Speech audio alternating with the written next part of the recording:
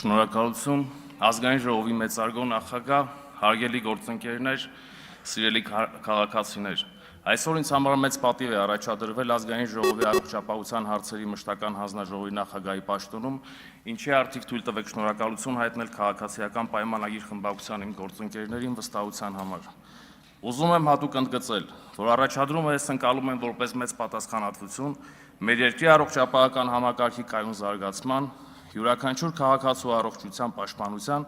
եւ ոլորտի ամրապնդման համար։ Այսօր ուզում եմ խոսել ոչ թե թվերի եւ վիճակագրությունների մասին,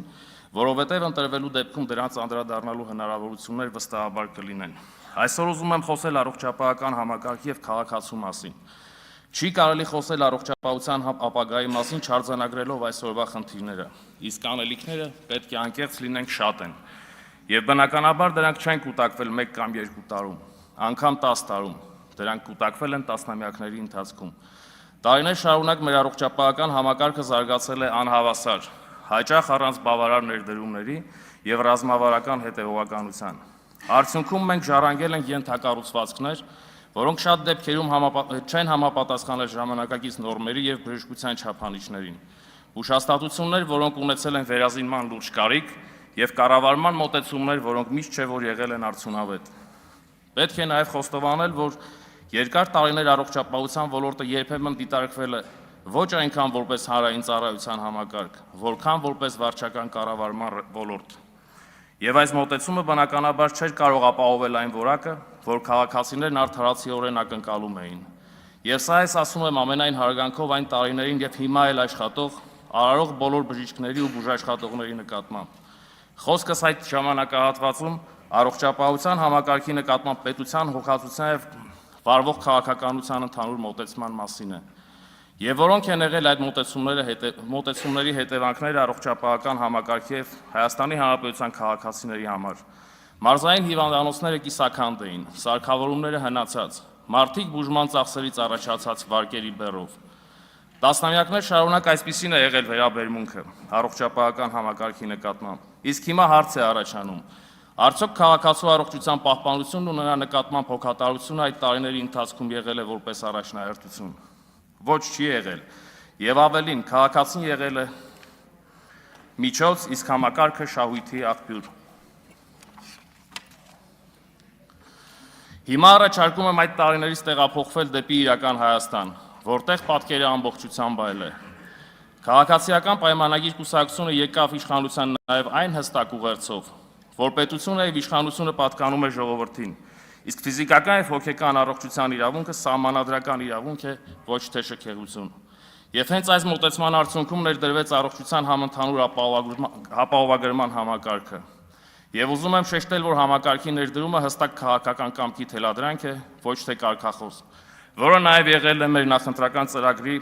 առաջնային կարևորագույն եւ հայեցակարգային կետերից մեկը։ Մերօրյա Հայաստանում անհրաժեշտ չէ, որ քաղաքացին վաճառի իր ամբողջ գույքը բուժում ստանալու համար, որովհետև պետությունը կանգնած է քաղաքացու կողքին։ Որոշ ժամանակ առաջ բժշկական կենտրոնները, հատկապես մարզային բժշկական հաստատությունները, պարզապես գոյատևում էին, իսկ այսօր դրանք վերանորոգվում, հիմնանորոգվում եւ վերազինվում են։ Վստահ եմ կհիշեք նաեւ, որ Հայաստանի Հանրապետությունը երկար տարիներ բժշկական տեխնոլոգիաների հագեցվածության առումով զիջում էր տարածաշրջանում։ Այսօր ունենք արդեն ռոբոտային վիրաբուժություն եւ բարձր ճշգրտությամբ սարքավորումներ։ Եվ ուզում եմ նաեւ փաստենք, որ սա պարզապես տեխնիկական առաջընթաց չէ, սա պետական մտածողություն է եւ վերաբերմունքի փոփոխություն է համակարգի նկատմամբ։ Իսկ այդ վերաբերմունքն ինչպես է արտահայտվում։ Եթե նախկինում մարդկանց ասում էին, որ դուք եք հարմարվելու համակարգին, այսօր մենք ասում ենք, որ համակարգը հարմարեցնում ենք քաղաքացուն առավելագույն արդյունքի համար։ Ուզում եմ նաեւ հիշենք, որ ոչ վաղ անցյալում պետությանը ծառայում էին վերևից ներքև, որտեղ վերևում իրականությունից կտրված արտոնյալներն էին, իսկ ներքևում փոփոխությունների սպասող ժողովուրդը։ Եվ այդ իմաստով առողջապահության ոլորտը եւ համակարգը չէին կարող բացառություն լինել եւ չեն եղել։ Այսօրվա Հայաստանում մենք ծառայում ենք ժողովրդին առանց վերևի ներքևի, որովհետեւ հիմքում մարդն է, քաղաքացին է եւ ընտանիքը։ Եվ սա է տարբերությունը, հարգելի հայրենակիցներ։ Այսօր որոշ քաղաքական ուժեր իրենց ձևով փորձում են պայքարել հենց այս մտածողության դեմ։ Եվ մեր համար մեկ խնդիրն է թույլ չտալ, որ Հայաստանի Հանրապետության քաղաքացիներին օգտագործեն որպես ռեսուրս, պայքարելու հենց այն գաղափարախոսությունների եւ հայեցակարգերի դեմ, որը ծառայում է մեր պետության եւ քաղաքացիների շահերին։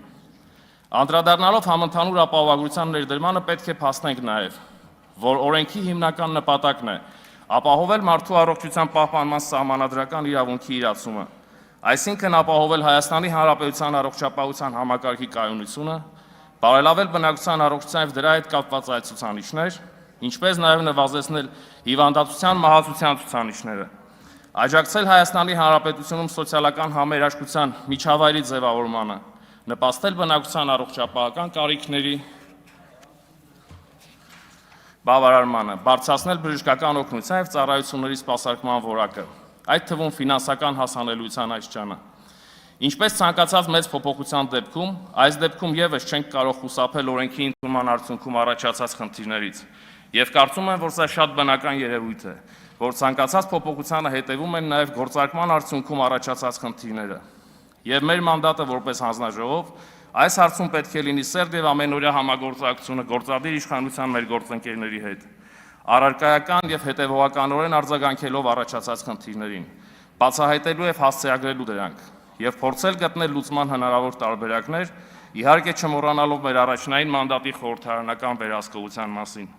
Չնայած օրենքի ընդունումից անցել է կարճ ժամանակ եւ հերթական գումարման ավարտին մնացել են հաշված նիստեր, այնուամենայնիվ համընդհանուր ապահովագրության խնդիրների բացահայտումն ու դրանց կարգավորումը առաջնային փուլում գտնում եմ խիստ կարևոր։ Եվ սա կապահովի անհատական եւ արժանապատիվ մոտեցում մարդակենտրոն առողջապահության ամբողջական եւ անընդհատ զարգացող ներդրման գաղափարներով։ Այսօր առողջապահության պետական ֆինանսավորումը տարեց տարի աճում է, անվճար,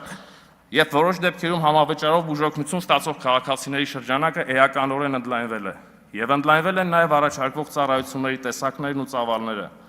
Էապես փոխվել է նաեւ առաջարկվող ծառայությունների մատուցման որակը։ Իսկ սոցիալական խոցելի խմբերի բժշկական ծառայություններ ստանալն այլևս ողորմություն չէ, այլ օրենքով ամրագրված իրավունք եւ սա քաղաքացիների ընտրության արդյունքում է։ Եվ որքան էլ որոշ քաղաքական խմբեր կամ նրանց ածանցյալներ փորձեն նսեմացնել մեծ եւ փոքր ռեֆորմները եւ որակեն դրանք որպես ձախողում, վստահ եմ, որ քաղաքացիները հստակ տեսնում են այն բոլոր տարբերություններն ու բարեփոխումները, որոնք նախորդ տարիների ընթացքում հնարավոր չի եղել տեսնել, որովհետև չեն էլ եղել։ Հարգելի գործընկերներ եւ սիրելի քաղաքացիներ, քանի որ այսօր առաջադրվել եմ առողջապահության մշտական հանձնաժողովի նախագահի պաշտոնում, ուզում եմ նաեւ շատ կարճ ներկայացնել իմ պատկերացմամբ հայեցակարգային այն կարևոր կետերը, որոնք իմ ընկալմամբ առաջնային են առողջապահության համակարգում։ Դրանցից առաջինի մասին ըստ էության խոսեցի արդեն։ Դա մարդակենտրոն առողջապահությունն է, որի կարևորագույն մեխը համընդհանուր ապահովագրությունն արդեն իսկ ներդրված է։ Եվ հիմա հետևողականորեն որպես հանձնաժողով պետք է աշխատենք այս համատեքստում խնդիրների արագ արձագանքմանը։ Երկրորդ կարևոր կետը, ինչի շուրջ ցանկանում եմ խոսել, դա մասնակցային կառավարմանն է վերաբերվում։ Որոշումների որակը եւ լեգիտիմությունը բարձրացնելու համար ըստ իս կարևոր է շահագրգիռ կողմերի ներգրավվածությունը։ Առողջապահական քաղաքականության մշակման որոշումների կայացման գործընթացում գտնում եմ, որ պետք է ներգրավված լինեն ոչ միայն պետական մարմինները, այլև տարբեր համայնքային մասնագետներ, հատկապես բուժաշխատողներ, ինչպես նաև քաղաքացիական հասարակությունը։ Մասնակցային կառավարումը առողջապահության ոլորտում դիտարկվում է որպես արդյունավետ կառավարման գործիք, ոչ թե որպես ձևական պահանջ։ Միաժամանակ այս համատեքստում կարևոր է ապահովել կայուն երկխոսության հարթակներ, հանրային լսումների, փորձագիտական քննարկումների եւ հետադարձ կապի մեխանիզմների միջոցով, որպեսզի քաղաքական որոշումները ձևավորվեն իրական կարիքների եւ տվյալների հիման վրա։ Գործընթացների թափանցիկությունը եւ հստակ հաշվետվությունները նպաստում են հանրային վստահության ամրապնդմանը եւ ձևավորում են համատեղ պատասխանատվություն առողջապահական բարեփոխումների եւ դրանց արդյունքների համար։ Այս տրամաբանությամբ կառուցված մասնակցային կառավարումը կարող է էապես բարձրացնել ինչպես որոշումների որակը, այնպես էլ գործնական կիրառությունն ու արդյունավետությունը։ Եվ կարծում եմ, որ այս մոտեցումը եւ օրենսդիր եւ գործադիր իշխանությունների համար պետք է լինի բնութագրիչ, եւ այս երկխոսության կայուն զարգացումը լինելու է իմ աշխատանքային առաջնահերթություններից։ Երրորդ հայեցակարգային կետը, ինչի մասին ցանկանում եմ խոսել, դա արդյունավետ քաղաքականությունն ու համարժեք կառավարումն է։ Առողջապահության ոլորտում մեր հաջողությունը մեծապես պայմանավորված է նրանով, թե որքան արդյունավետ են ձևավորում պետական քաղաքականությունը եւ որքան համարժեք է գործում կառավարման համակարգը։ Այս երկու բաղադրիչները պետք է դիտարկել որպես փոխկապակցված գործընթացներ, որոնք միասին են ապահովում համակարգի կայունությունն ու արդյունավետությունը։ Այսօր մենք այլևս մեզ թույլ չենք տալիս որոշումներ ընդունել միայն ընդհանուր գնահատականների վրա կամ կարճաժամկետ դիտարկումների վրա։ Յուրաքանչյուր նախաձեռնություն հիմնված է հստակ վիճակագրության, առողջապահության ցուցանիշների վերլուծության, կանխատեսելի ազդեցության վրա։ Եվ սա թույլ է տալիս պետական տարեցտարի ավելացվող ռեսուրսներն ուղղել այնտեղ, որտեղ դրանք առավել հանրային մեծ արդյունք են ապահովելու։ Կարևոր եմ համարում նաև թվայնացման եւ տվյալների կառավարման դերի բարձրացումը։ Ժամանակակից կառավարման արդյունավետությունը մեծապես կախված է տվյալների որակից, հասանելիությունից։ Էլեկտրոնային գործիքների զարգացումը կարող է էապես բարելավել որոշումների հիմնավորվածությունը, նվազեցնել վարչարարական բեռը եւ բարձրացնել հանրային վերահսկողության հնարավորությունները։ Այս բոլոր կետերի համադրումն ու արդյունավետ օգտագործումը կօգնի մեզ առողջապահության համակարգում ապահովել երկարաժամկետ եւ կայուն զարգացում։ Հարգելի գործընկերներ, սրանք էին այն հիմնական հայեցակարգային կետերն ու գաղափարները, որոնց շուրջ ցանկանում էի խոսել, եթե հարցեր լինեն, սիրով կպատասխանեմ, շնորհակալություն։ Հավանիչ տեսանյութը եւ բաժանորդագրվիչ նորությունները բաց չթողնելու համար։